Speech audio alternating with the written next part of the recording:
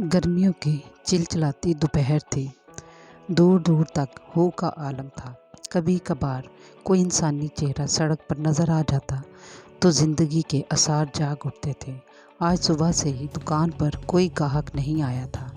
मैं सख्त कोफत और झुंझलाहट के आलम में अपने आप से उलझ रहा था। तभी एक गाड़ी पूरी कुव्वत से ब्रेक लगाकर मेरी दुकान के सामने आ रुकी। दरवाज़ा खोला और कोई तेज़ी से निकला। मेरे गुस्से की इंतहा न थी। एक तो पहले ही कोई ग्राहक नहीं आ रहा, दूसरा तुमने आने वालों का रास्ता रोक दिया है। हटाओ इसे यहाँ से। लेकिन उसे शायद ज़्यादा ही जल्दी थी। करीब ही तंग सी गली की तरफ भागता हुआ बोला, बस मैं 10 मिनट में आया भाई। मैं गुस्से से बेकाबू हो गया। जो आता है यही कहकर चला जाता है, फिर घंटों वापस नहीं आता। अभी मज़ा चखाता हूँ इसको।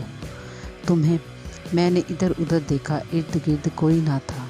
नीचे बैठकर गाड़ी के दोनों टायरों से मुकम्मल तौर पर हवा निकाल दी जो मेरे सामने थे। फिर फ़ख्र से झूमता उसका नामे पर इतराता हुआ उठा, दुकान बंद की और घर चला गया। अगले दिन आकर दुकान खोली तो गाड़ी भी वहीं खड़ी थी। साथ वाला दुकानदार मुझे देखकर कहने लगा, यार कल इस गरीब के साथ बहुत बुरा हुआ। इसका बच्चा कल सीढ़ियों से गिरा और सर पर गहरी चोट लगने से बेहोश हो गया।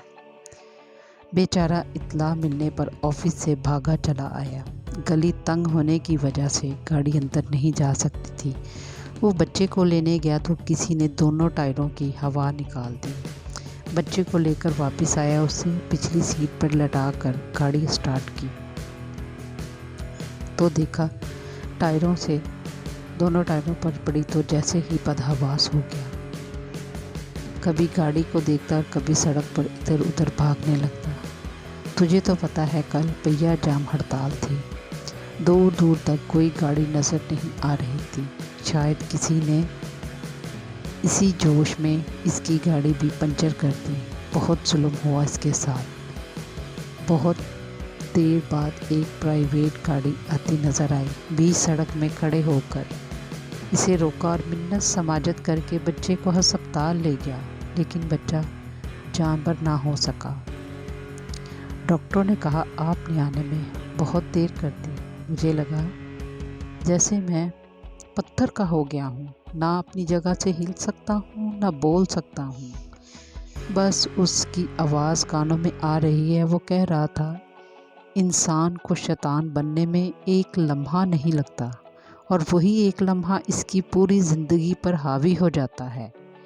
काश हम सोचें कि एक दिन इस दुनिया से चले जाना है तो क्यों ना कुछ ऐसा करके जाएं कि दूसरों के दिलों में हमेशा अच्छी यादों के साथ ज़िंदा रहें। मेरे पास कहने को कुछ नहीं था। जाकर उससे माफ़ी भी मांग लेता तो क्या होता।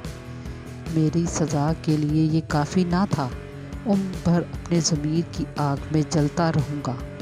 मेरे पास हौसला नहीं था कि मैं उसके घर जाकर उससे माफ़ी मांग सकता, क्योंकि मेरे गरूर ने उसको इतना नुकसान पहुँचाया कि वो जब तक ज़िंदा रहेगा अपने मरे हुए बच्चे को और इस वाक़े को याद करता रहेगा और रोज़ मरेगा, रोज़ जिएगा। मैं अल्लाह से ये दुआ करता हूँ, ऐ मेरे परवरदिगार, हमें कभी ऐसा गरूर या गुस्सा मत देना।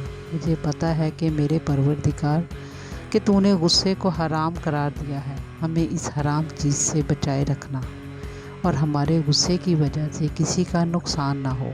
आमीन या रब्बुल आलमीन।